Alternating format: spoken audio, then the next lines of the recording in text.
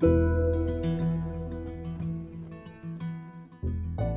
everyone, welcome to a special edition of the Story Collider podcast. We're launching a fundraising drive on Patreon, and one of the rewards is a special monthly podcast of the mini stories you never get to hear on the normal podcast. This is going to be a sample of those. But first, briefly, what's going on? The super short version is that we're running out of money. We had a startup donation for the first few years, which was great, but that is coming to an end. So we're coming to you for support and asking you to head to storycollider.org/donate and become a donor. Now, we know not everyone can afford it, and we're committed to keeping the stories free and available to anyone, and so here's how this is going to work. We found the system, Patreon, that lets you make monthly contributions at any level you like, $1 a month, $5 a month, or more if you can. $5 a month is about $1 per podcast. So if you like the podcast, if you think the stories are great, if you believe in the idea of telling true stories about science and getting to the human side of science, and you think it's worth that, please sign up and help us keep it available for everyone. If you do that, two cool things happen. One, a donor gave us a month to sign up as many people as we can, and for each person that does that, they'll chip in an additional $10 for the first month, up to 1,000 people. So that's maybe an additional $10,000 we can get. Second, at every show that we do, every live show, there are hosts. Me and Aaron Barker in New York, Brian Wecht in London, and Ari Daniel in Boston. And we tell little storylets in between each of the main stories. But you never get to hear those on the main podcast. So now, if you donate $5 or more a month, we'll give you a special monthly podcast made up of those.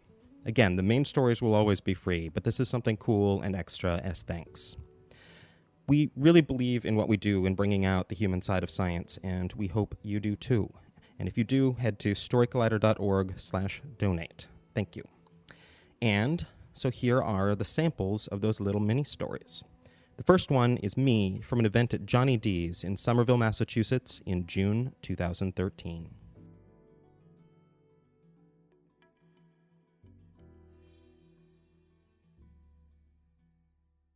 Every time we do a show, we pick a theme. This month, the theme is the science I never expected. I had a very expected experience. I was a theoretical physicist, and that meant I just sat at a computer all day and typed and did computer code, and it was kind of awesome. It almost looks like not doing science, which some people would argue it is. But one time, I was in Chicago, and one of my friends had some backstage passes to see the Field Museum. And we got to go in the research areas. And even as a scientist, like getting to go back, I said backstage at the Field Museum. Can you tell I'm used to the theater now? But getting to go back in the research areas in a museum like that is really exciting. And so a bunch of us got together and we went in. We were like kids. And the first thing we did is we ran down to the basement where they have the warehouse full of dinosaur bones, because that's the first thing you're going to do.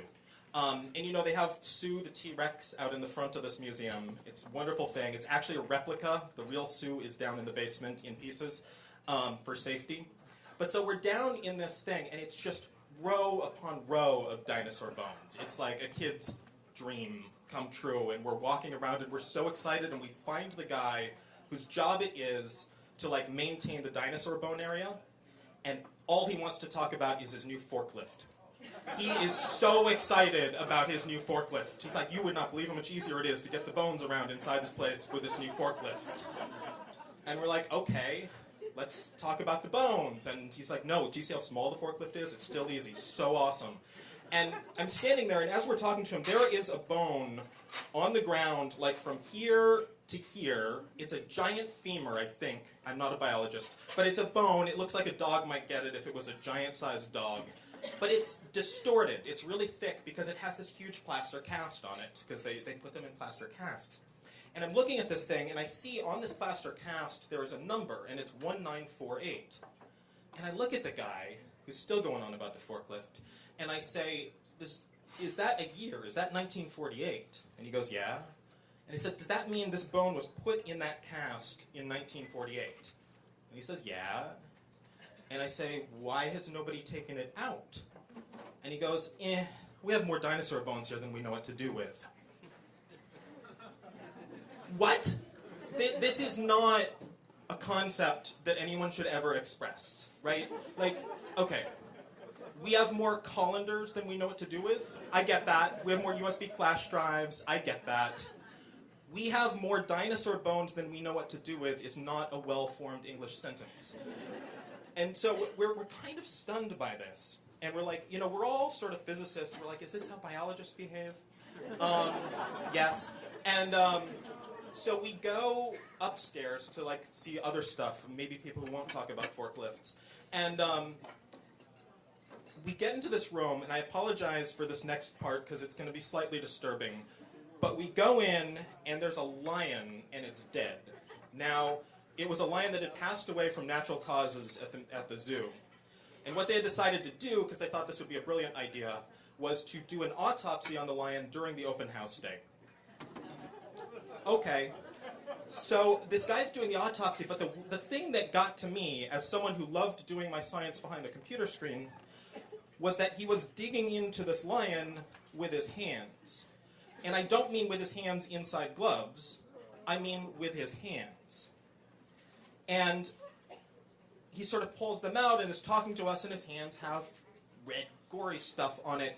And the weirdest thing is, okay, if he's here with the lion, and we're here, right here is a desk with ordinary desk stuff on it, like papers and a computer.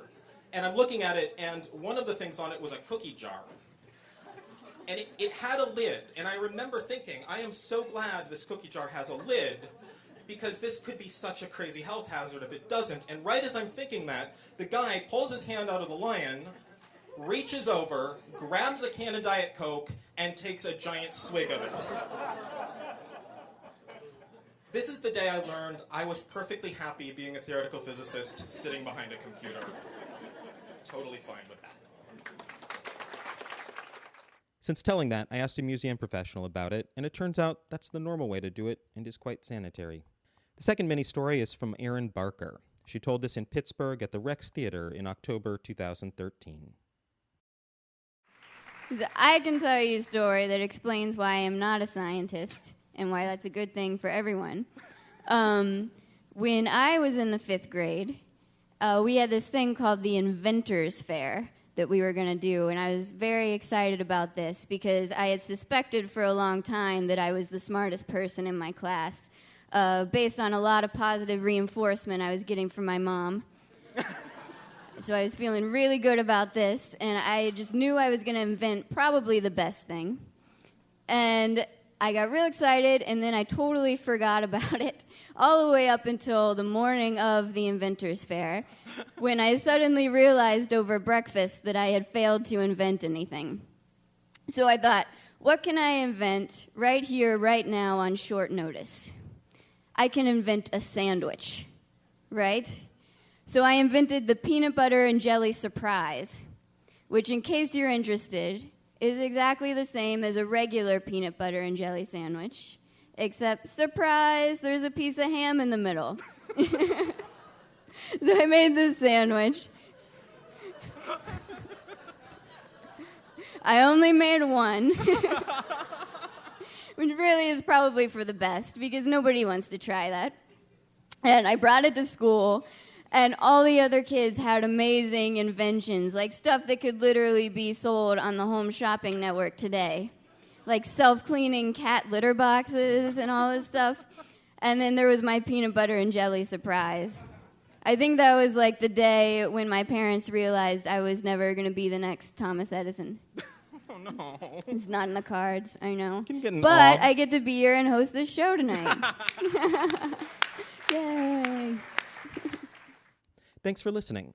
We hope you like what we do and want to contribute.